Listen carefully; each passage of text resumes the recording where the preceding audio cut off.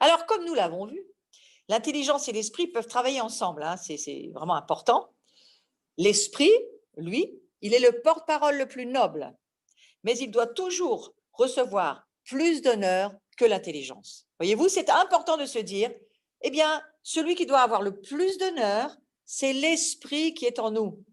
Mais notre intelligence, bien sûr qu'elle a une place, mais elle n'a pas la première place. Elle n'a pas la place d'honneur. Donnez plus d'honneur à l'Esprit Saint qui vit en vous qu'à vos pensées. Dites à l'Esprit Saint, lui peut prendre la place, lui peut prendre le contrôle, lui, il est le premier que vous honorez. Et puis ensuite, votre intelligence doit servir et se soumettre à ce que l'Esprit vous dit. Nous n'avons pas besoin de tout comprendre pour obéir au Seigneur. Combien de choses dans ma vie où j'ai dû faire des tas de voyages. Je suis partie sur la route de la soie, je suis partie en Égypte, au Moyen-Orient, je suis partie jusqu'en Chine. Je n'ai pas compris du tout au début. Mais pourquoi on doit marcher dans cette direction en Turquie? Pourquoi est-ce qu'il faut aller jusqu'en Arménie? Pourquoi est-ce qu'il faut aller dans le Caucase? Pourquoi est-ce qu'il faut aller au Kirghizistan? Pourquoi est-ce qu'ensuite il faut aller en Ouzbékistan? Pourquoi il faut pousser jusqu'en... À un moment donné, Dieu explique. Eh bien, parce que tu rouvres une route pour moi. Ah, mais on a commencé, moi j'ai commencé, il y a bien des années, à obéir à Dieu sans rien comprendre, en cherchant même où était le pays où je devais aller. Oui. Donc ça fait partie. Alors, ça, c'est des grandes directions de vie dans, on va dire, mon appel personnel prophétique, mais il y a des petites choses tous les jours. Parfois, c'est une petite voix qui vous dit « appelle telle personne ». On l'entend, on se lève le matin, « appelle telle personne ». C'est un petit son, puis ça disparaît. Ça revient dans la journée. Si vous ne l'avez pas fait, vous avez manqué. Parce qu'il y a quelque chose où Dieu vous attendait. Vous n'avez pas besoin de comprendre pourquoi. Faites ce que Dieu vous dit. Parce que dans la saison où nous sommes, ce genre de vie en proximité avec Dieu en nous, l'Esprit Saint en nous, et d'y obéir d'une façon très fine, et vous savez, ça va être très important. On va avoir besoin de plus en plus d'entendre Dieu dans les petites choses de la vie de tous les jours, d'être très attentif. Et si on est pris dans son activisme, son activité, ses habitudes, où on a l'habitude tous les jours le même protocole, de refaire la même chose, de jamais avoir la conscience que Dieu est en nous, on va passer à côté du plan de Dieu, pour nous et pour les autres. Les questions sans réponse ont une grande utilité. Vous savez quoi? Les questions sans réponse, elles crucifient notre chair. Il est difficile pour des êtres humains de renoncer au raisonnement et de faire confiance à Dieu. Oui, c'est difficile, mais c'est possible, puisque Dieu nous le demande. Et une fois le pas franchi, vous savez quoi? Eh bien, les pensées, elles rentrent dans le repos. Nos pensées ont droit à un Shabbat. Il y a un repos pour nos pensées. J'ai rencontré plusieurs personnes dans l'année qu'on vient de finir qui m'ont dit, j'arrive pas à dormir parce qu'en fait, mes pensées ne s'arrêtent jamais. Et ça me met dans de l'insomnie parce que je ne peux pas dormir, parce que mes pensées sont en activité sans cesse, sans cesse. Eh bien ça, il faut vraiment apprendre à ne pas le vivre.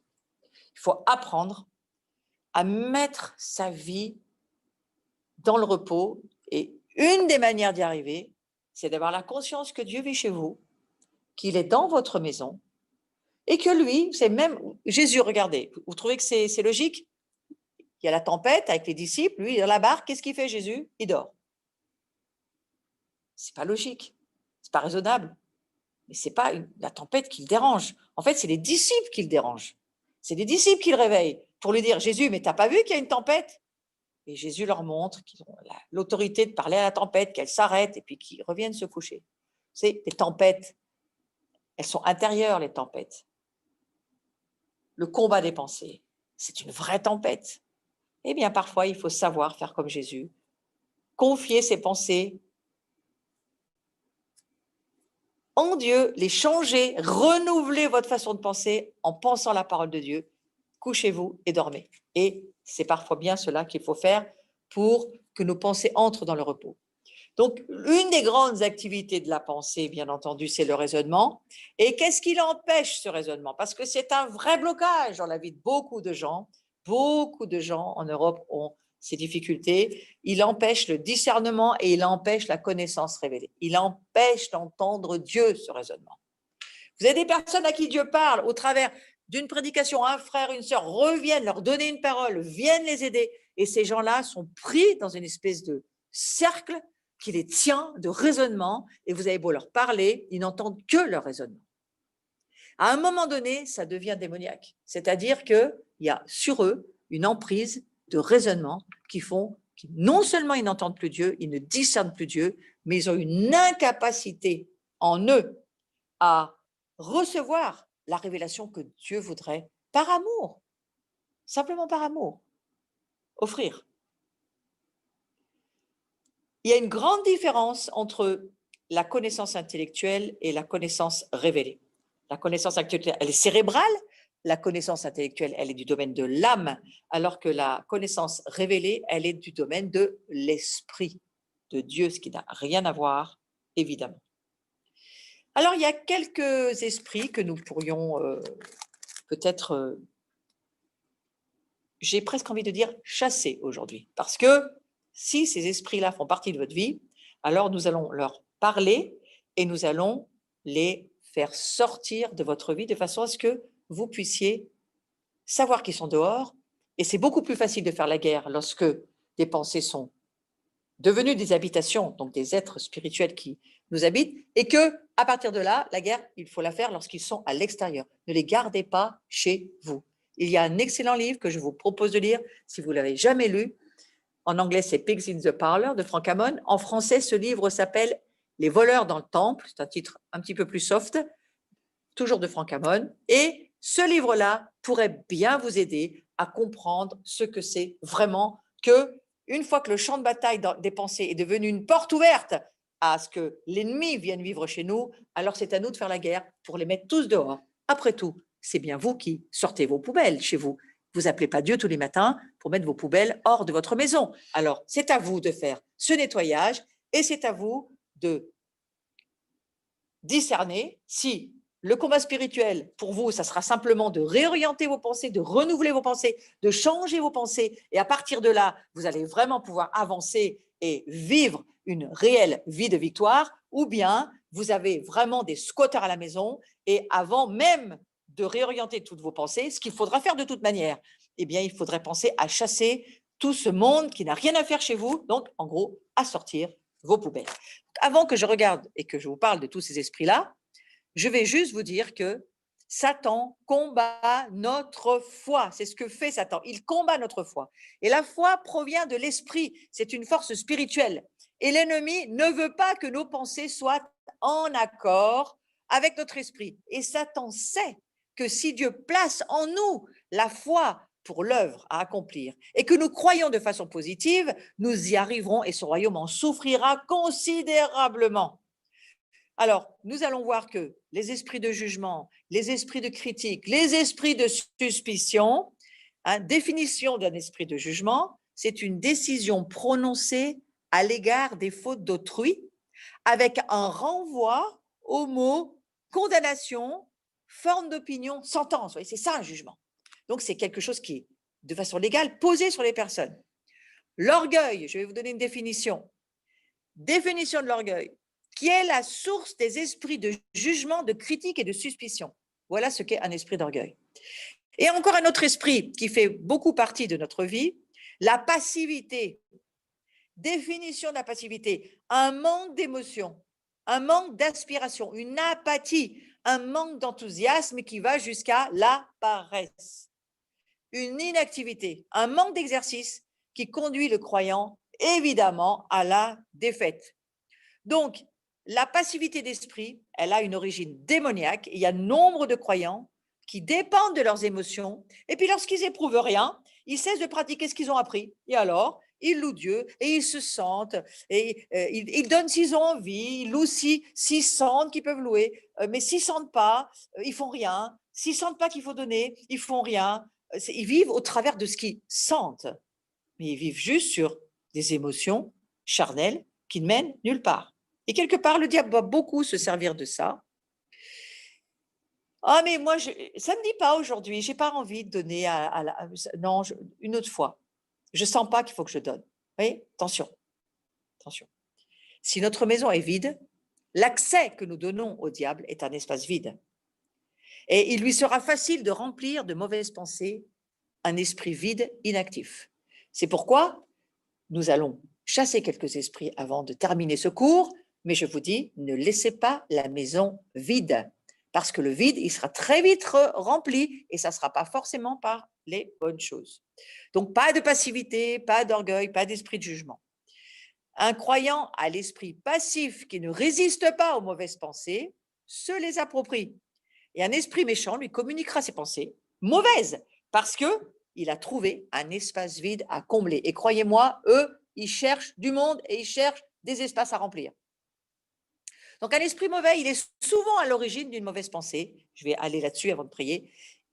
Un esprit méchant, mauvais, est souvent à l'origine d'une mauvaise pensée.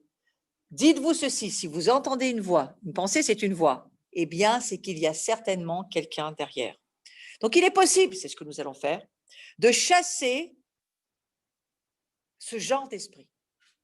Mais tant que l'on n'aura pas comblé la place par une bonne pensée, il reviendra toujours et avec sept pires que lui. Donc s'il vous plaît, ne faites pas ce genre de ministère sur vous, ne laissez pas ce genre de ministère être fait sur vous si vous ne faites pas le travail pour garder votre maison remplie de bonnes pensées, remplie de l'Esprit de Dieu, sous l'onction, avec vraiment la présence de Dieu. Les bonnes pensées, je ne vais pas aller là-dessus tout de suite, je terminerai ensuite avec cela, mais j'aimerais maintenant passer à cette prière que nous allons faire ensemble. Les esprits de vagabondage se chassent au nom de Jésus. Donc, si vous êtes en train d'écouter ce cours et que vous avez saisi que vous aviez ce genre de problème, alors, au nom de Jésus, nous prenons ces pensées de vagabondage et nous y renonçons. Nous demandons bien sûr pardon à Dieu pour avoir eu de telles pensées. Pour chaque domaine de pensée toxique que je vais aborder, il faut ce même protocole. Il faut demander pardon au Seigneur pour avoir eu ces mauvaises pensées, demander pardon et sentir le pardon de Dieu sur nous, en disant « je ne veux plus pratiquer ce genre de choses ». Il faut y renoncer, il faut le confesser. Donc nous le faisons pour les esprits de vagabondage, les pensées, donc esprit d'indécision, les pensées, donc esprit de raisonnement, les confusions de pensées qui sont bien souvent des esprits mauvais qui s'installent chez nous et qui amènent mais vraiment un chaos dans nos pensées. Les pensées de doute, nous demandons pardon pour ces pensées de doute parce que nous allons chasser les esprits de doute. Et puis nous demandons pardon pour tout ce qui est du domaine de l'incrédulité. Pourquoi? Parce que l'incrédulité conduit à la désobéissance. Et cette désobéissance, en fait, elle amène à quoi? Un manque de persévérance, ignorer la voix de Dieu, abandonner Dieu et surtout dire le contraire parce que voilà, c'est quelque chose qui nous amène vraiment une incapacité d'obéir. Nous demandons pardon pour les pensées d'inquiétude, d'anxiété, inquiétude de l'esprit. Vous savez, se sentir mal à l'aise, par exemple. Préoccupé, angoissé, dans la détresse, dans la préoccupation. Mais c'est le problème d'aujourd'hui autour de nous. C'est tout ce que ce monde veut créer dans notre être intérieur. Et il faut absolument s'en débarrasser et se dire, c'est un poison, c'est toxique, ces pensées-là, j'en veux pas. Il faut s'en débarrasser comme de la peste, comme de la pandémie. Il faut s'en débarrasser. Ça torture nos pensées, ça les inquiète, ça amène l'angoisse et ça finit par amener quoi? Quelque chose qui est vraiment polluant et paralysant, ça amène un tourment mental. Et ce tourment-là, lorsqu'il est chez vous, eh bien, il faut le mettre dehors parce que vous ne pourrez pas résister à quelque chose qui est dedans. Pour résister à ces pensées démoniaques et ce monde infernal qui veut venir vivre chez nous, il faut d'abord les mettre dehors et ensuite, lorsqu'ils sont hors de nos corps, il faut y résister au nom de Jésus. Donc, c'est ce que je fais avec vous dans ce cours. Alors que nous avons demandé pardon pour ces pensées, alors que nous croyons que Jésus vient pour nous libérer nos vies de la captivité dans laquelle ces pensées nous tiennent, aujourd'hui, au nom de Jésus, nous nous libérons grâce à son sang, grâce à la croix, grâce au fait que c'est Jésus-Christ qui a payé pour nous le fait que nous soyons libres et c'est à nous de le faire. Nous nous occupons de nos propres maisons. Nous avons autorité sur nos vies et sur nos maisons. Et je ne vous demande pas de vous occuper de quelqu'un d'autre, mais je vous demande de vous occuper de votre vie. Et si vous avez ce problème au fond de vous, ça va beaucoup vous aider dans la saison que nous traversons. D'abord, vous allez lier les mains du diable, il va plus pouvoir vous toucher dans ces domaines et vous allez prendre de l'autorité, de la hauteur et vous allez pouvoir adorer Dieu et vous allez pouvoir avoir la victoire dans vos pensées et dormir sur vos deux oreilles, ce qui est quand même extraordinaire.